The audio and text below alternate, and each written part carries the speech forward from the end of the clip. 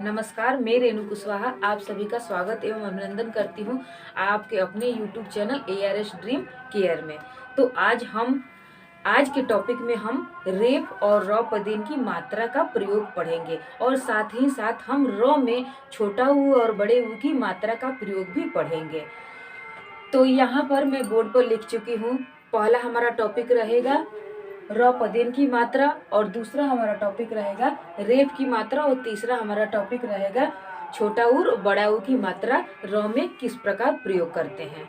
तो आज हम इन्हीं 3 टॉपिकों पर चर्चा करेंगे, इसलिए आप वीडियो को पूरा देखिएगा, स्किप करके न जाइएगा, क्योंकि ये जो तीनों टॉपिक हैं वो बहुत ही महत्वपूर्ण हैं, एग्जाम के लिए बहुत ही इम्पोर्टेंट है।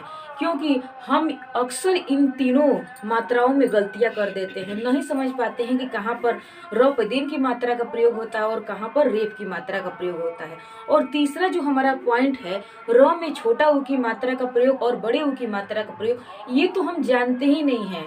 यहाँ पर हम अक्सर ही गलतियां कर देते हैं कि छोटा ऊ की मात्रा का सिंबल कैसे होता है और बड़े ऊ की मात्रा का सिंबल रॉ में कैसे होता है। तो आज हम इन्हीं टॉपिकों पर चर्चा करेंगे और समझेंगे कि कैसे किन मात्राओं का प्रयोग और कहाँ पर किया जाता है।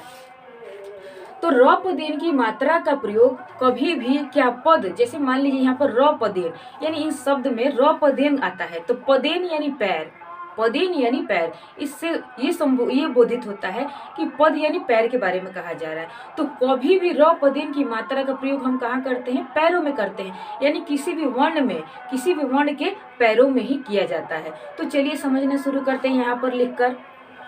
तो यहाँ पर पहला हमारा है रॉ पदेन की मात्रा का प्रयोग। तो इसका सिंबल कैसा होता है? ऐसे होता है। ये रॉ पदेन की मात्रा का सिंबल ऐसे होता है। तो जैसे मान लीजिए यहाँ पर मैं लिख देती हूँ क में ये क है, ठीक, ये हमारा सर हुआ, यानी ऊपर के भाग को हम सर कहते हैं, नीचे के भाग को पैर कहते हैं। तो यहाँ पर क्या करेंगे? पैरों में ही लगाते हैं। कभी भी रॉ पदेन की मात्रा का प्रयोग पैरों में ही किया जाता है। तो यहाँ पे क में यहाँ पर प्रयोग की हूँ तो क्या हो गया है? क्र हो गया है। अगर यहाँ पर म में अगर हम यहाँ पर ये म हमारा हुआ, ये कभी भी ये जो डंडा होता है डंडे में ही हम प्रयोग करते हैं। तो यहाँ से हम प्रयोग करेंगे रॉ पदेन की मात्रा का प्रयोग। तो म में हम यहाँ पर रॉ पदेन की मात्रा का प्रयोग किए तो हमारा क्या हो गया? म्र हो गया। तो यहाँ पर अक्सर सभी विद्यार्थी छोटे हो या बड़े हो सबसे मिस्टेक हो जाता है यहाँ पर, क्योंकि ये समझ लेते हैं कि यहाँ पर जैसे मान लीजिए कि यहाँ पर लिखा है क म, ठीक, यहाँ पर रॉ पदेन की मात्रा, तो क्या हो गया? क्रम हो गया। तो सब लोग यही गलतियां यहाँ पर कर देते हैं, समझ लेते हैं कि ये जो हमारा रॉ है, ये जो हमारा रॉ पदेन की मात्रा है, तो ये क्या है? ये आधा है और क हमारा यहाँ पर पूरा है। कोई भी यही समझता है और यही समझकर यहाँ पर गलती कर देता है। अगर हम उच्चारण करते हैं यहाँ पर, मान लीजिए यहाँ पर मैं लिखी हूँ क्रम, क्या लिखी हूँ? क्रम लिखी हूँ। तो यहाँ पर जब मैं उच्चारण कर रही हूँ तो क्र यानी रॉ को लंबे समय तक ले जा रही हूँ, उच्चारित कर रही हूँ, तो रॉ का उच्चारण जो हो रहा है हमारा लंबे समय तक हो रहा है, किंतु यहाँ पर जो क का उच्चारण हो रहा है वो कम समय तक हो रहा है। तो इससे ये साबित होता है कि क हमारा आधा है और रॉ हमारा पूरा है। तो कभी भी रॉ पदेन की जो मात्रा होती है वो क्या होती है? पूरी होती है। और उसमें यानी जिस वर्ण में ये रॉ पदेन की मात्रा लगा रहता है वो हमारा वर्ण क्या होता है? आधा होता है। तो कैसे होता है हम बोलकर भी देखते हैं। यहाँ पर मान लीजिए अगर ये क है, क पूरा है, अगर मान लीजिए आप समझ ही रहे हैं कि ठीक है क ये पूरा है, तो जब क पूरा है तो हम उच्चारण क को पूरा की तरह करेंगे। तो यहाँ पर हम ऐसे पढ़ेंगे क र म, क र म, तो ये तो करम हो गया। क्या हो गया? करम। क को पूरा बोलेंगे करम, करम। तो ये करम थोड़ी ना लिखा हुआ है, ये करम नहीं लिखा हुआ, ये क्या है? क्रम। क्या लिखा है? क्रम। तो हम क को कम पढ़ रहे हैं और र का उच्चारण ज्यादा कर रहे हैं। तो इससे ये साबित होता है कि जिन वर्णों को यहाँ पे मान लीजिए कि ये जिस कभी भी रौपदीन की मात्रा जिस वर्ण में लगता है तो वो क्या होता है, वर्ण आधा होता है, और ये रौपदीन की मात्रा पूरा होता है, क्योंकि उसका उच्चारण लंबे समय तक यानी लंबा सांस लेकर किया जा रहा है और वर्ण का उच्चारण कम समय तक किया जा रहा है। इससे यह साबित हुआ कि ये जो वर्ण है वो क्या है, आधा है, और रौपदीन की मात्रा पूरा है। तो यहाँ अब आप सभी, उम्मीद करती हूँ कि आप सभी इस मात्रा को कभी नहीं भूलेंगे और कभी भी ये समझने की गलती नहीं करेंगे कि ये जो मात्रा है रौपदीन की मात्रा आधी होती है और वर्ण हमारा पूरा होता है, ऐसा कभी भी नहीं होगा। बहुत से बच्चे क्या होते हैं, इसको बहुत हल्के में ले लेते हैं और इस पॉइंट पर ध्यान नहीं देते हैं, किंतु ये ध्यान देना बहुत जरूरी है। आप हिंदी सब्जेक्ट को हल्के में मत लीजिए, इसको इजीली मत समझिए, इसको आसान मत समझिए। हिंदी जो हमारा सब्जेक्ट है बहुत ही भारी सब्जेक्ट है, और इसकी अपेक्षा जो इंग्लिश हमारा शब्द, इंग्लिश जो हमारी भाषा है, इंग्लिश जो हमारा लैंग्वेज है, वो क्या है, आसान है, क्योंकि ये सब झंझट नहीं है। रेप की मात्रा, रौपदीन की मात्रा, ऐसा कुछ इसमें नहीं है। कभी भी अगर मान लीजिए आधा रौ का उच्चारण जो होता है वहाँ पर हम आर ही लिखते हैं, और पूरा रौ का जहाँ उच्चारण होता है वहाँ पर हम आर ही लिखते हैं, किंतु इसमें बहुत ही झंझट है। इसमें हम बारीकी से इसको समझना पड़ता है, डीपली इसको समझना पड़ता है, तो अब जाकर हम शुद्ध वर्तनी को लिख पाते हैं। मैं गारंटी के साथ कह सकती हूँ कि 100 में 70% हम सही लिखते हैं, किंतु 30% हम गलतियां कर ही देते हैं। क्या कोई अगर शिक्षक हो या छोटा स्टूडेंट हो या कोई बड़ा स्टूडेंट हो, कोई भी हो, किसी भी क्लास का हो, लेकिन इतना 30% गलतियां वो कभी भी कर ही देता है। तो आप सभी हिंदी पर जरूर ध्यान दीजिए और मन लगाकर पढ़ाई कीजिए। वर्तनी तो हमारा बहुत ही इम्पोर्टेंट है, हिंदी का एक अंग है। समझ लीजिए कि हिंदी का हृदय है, हिंदी का वर्तनी जो है वो हृदय है, उसी से हम सांस ले सकते हैं, उसी से जीवित रह सकते हैं, हिंदी भाषा को सही से सीख सकते हैं। तो ये जो हिंदी का जो दिल है वर्तनी, इस पर हमें ध्यान देना है, क्योंकि दिल अगर धड़कना बंद हो गया तो कहानी खत्म।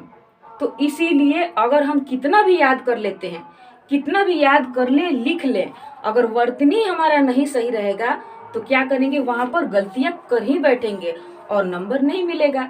इसलिए आपसे रिक्वेस्ट करती हूँ कि वर्तनी पर बहुत विशेष करके फोकस कीजिए और उसको समझने की कोशिश कीजिए। तो चलिए शुरू करते हैं। अब यहाँ पर दूसरा हमारे यहाँ पर एक एग्जाम्पल और मैं दे देती हूँ। जैसे मान लीजिए कि यहाँ पर क्रम लिखी थी, यहाँ पर मैं लिख देती हूँ क्रम,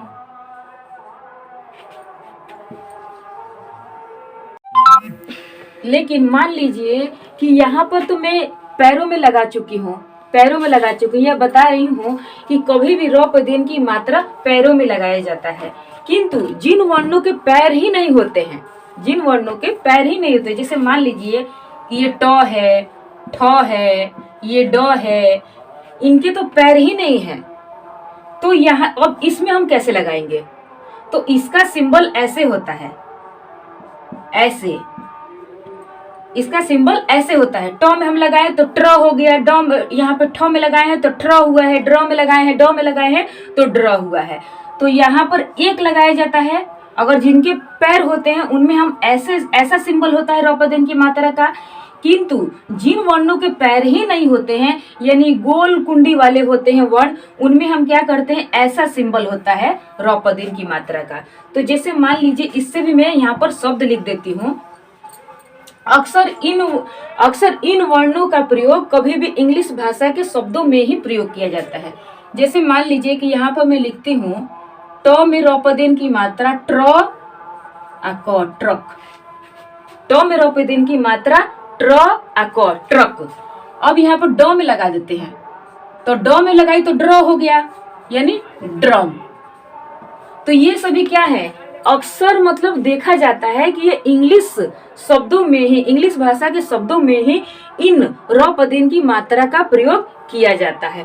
तो कभी भी अगर जिन वर्णों के पैर हैं तो हम पैरों में ऐसे लगाएंगे, ऐसा सिंबल होगा रौपदीन की मात्रा का प्रयोग, तो ऐसे किया जाता है। और कहीं भी अगर मान लीजिए जो गोल कुंडी वाले जो वर्ण होते हैं, यानी कि जिनके पैर नहीं होते हैं, तो हम ऐसे रौपदीन की मात्रा का प्रयोग करेंगे। तो यहाँ पर हमारा ये पहला जो है टॉपिक है खत्म हुआ, आप सभी को समझ में आया। अब दूसरा हमारा टॉपिक है रेफ की मात्रा का प्रयोग। तो यहाँ पर रेफ की मात्रा का प्रयोग, जैसे रेफ की मात्रा का सिंबल ऐसे होता है, कभी भी ये वर्ण के ऊपर लगता है, और रौपदीन की मात्रा का प्रयोग कभी वर्ण के पैरों में किया जाता है। और रेफ की मात्रा का प्रयोग कब किया जाता है?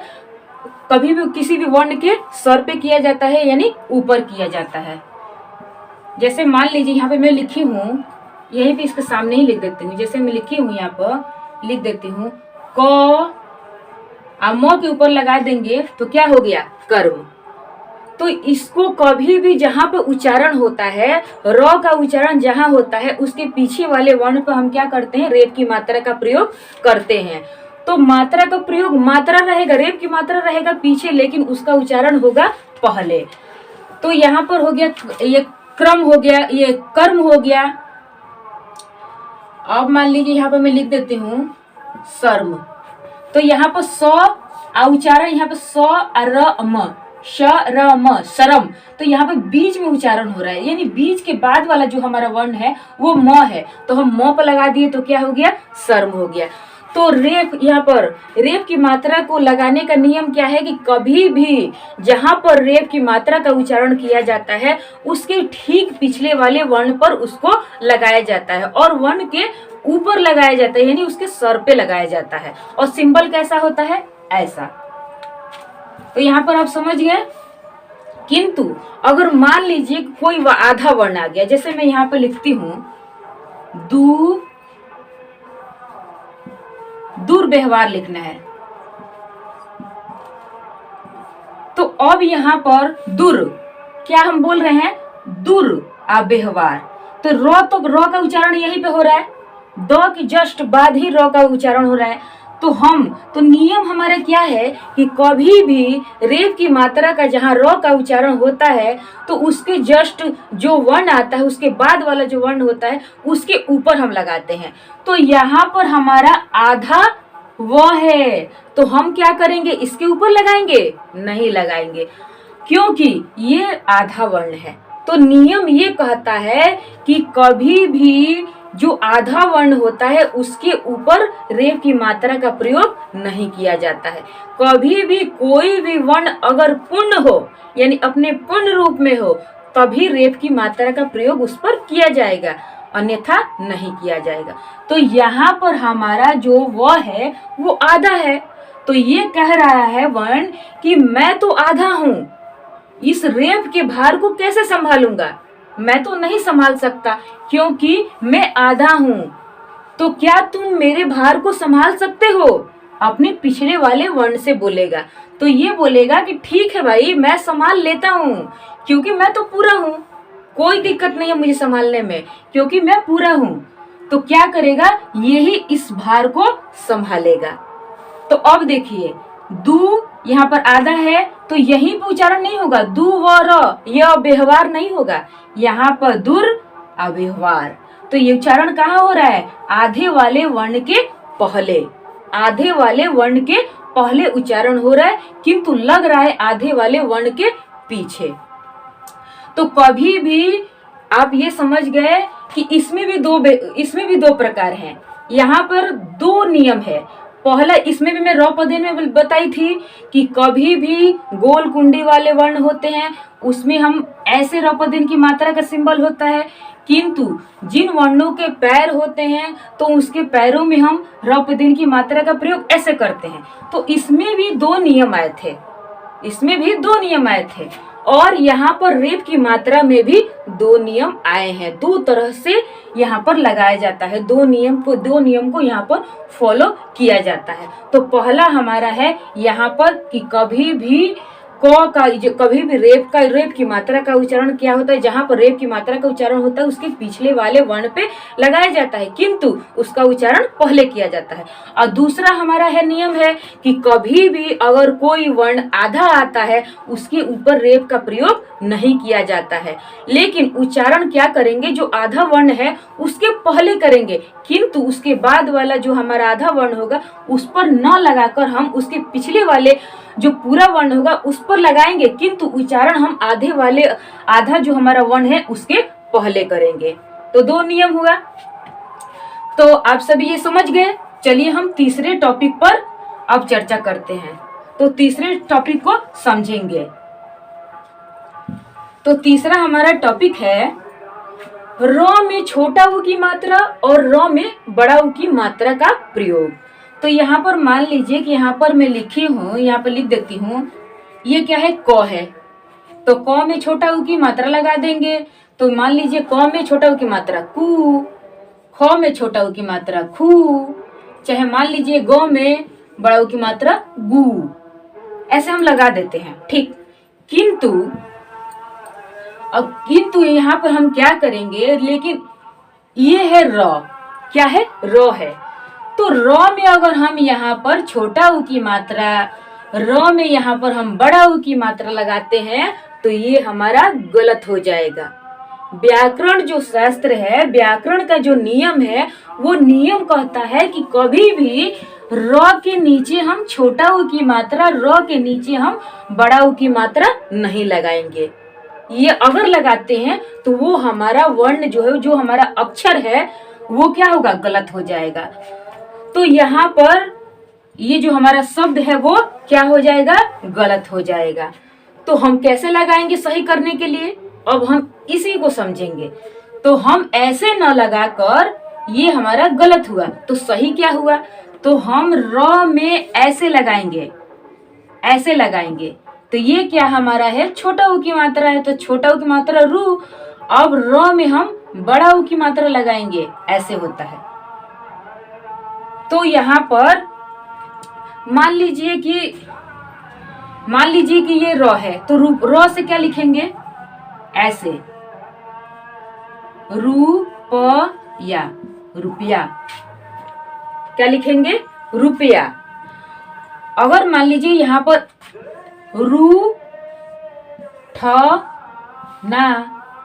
रूठना, तो छोटा ऊ की मात्रा का प्रयोग कैसे करेंगे, ऐसे। यहाँ पर गोल कुंडी नहीं बनाएंगे, ऐसे करेंगे।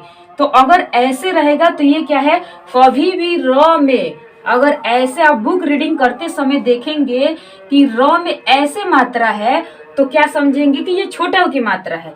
किंतु अगर वहीं पर ऐसे दिया रहेगा तो ये क्या रहेगा, बड़ा ऊ की मात्रा।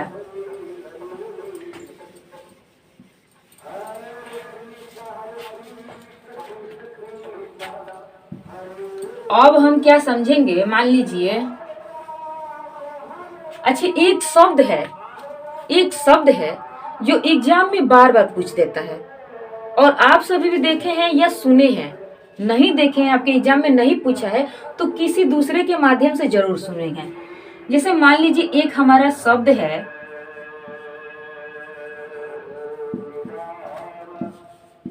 यहाँ पर मैं लिखी हूं आशीर्वाद, और एक यहाँ पर लिख देती हूं आशीर्वाद।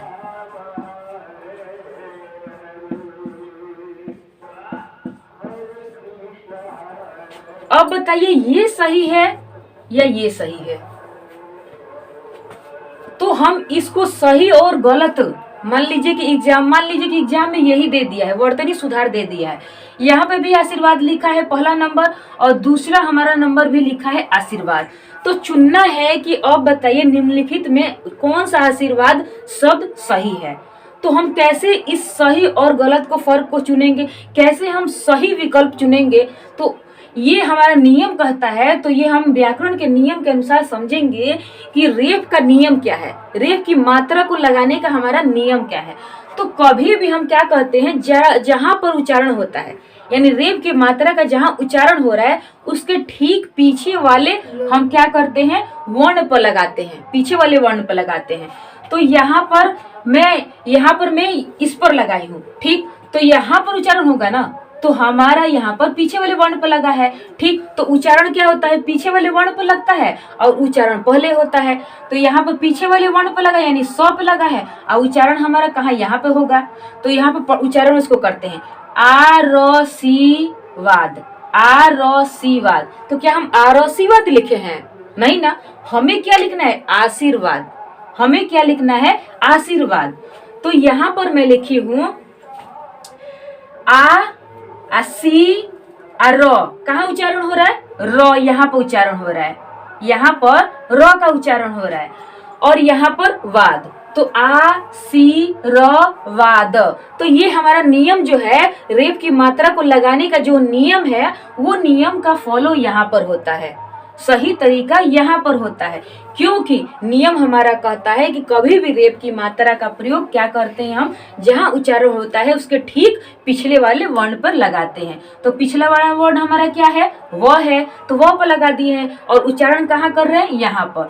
तो आ सी र वाद, तो ये हमारा सही हुआ। तो कभी भी एग्जाम में अगर आशीर्वाद ऐसे लिखा रहे तो आप उस पर सही का टिक लगा दीजिएगा। किंतु अगर मान लीजिए 3 विकल्प, एक और मैं आशीर्वाद लिख देती हूँ, यहाँ पर लिख देती हूँ आ सी वा आद, तो यहाँ पर ये तो समझ ले हैं कि ये सही है, किंतु ध्यान दीजिएगा थोड़ा सा अगर आप मिस्टेक किए कि ये जो हमारा जो चुनाव है, जो हम विकल्प चुने हैं, वो गलत चुन लेंगे। क्योंकि कभी भी रेफ की मात्रा का जो प्रयोग होता है, अगर कभी उस रेफ की मात्रा यानी जो हम जिस वर्ण में लगाए हैं उस वर्ण में अगर कोई मात्रा का प्रयोग हुआ है तो क्या करेंगे? अगर आ की मात्रा का उसमें प्रयोग हुआ है तो हम आ की मात्रा के ऊपर ही लगाएंगे, न कि उस वर्ण पे लगाएंगे।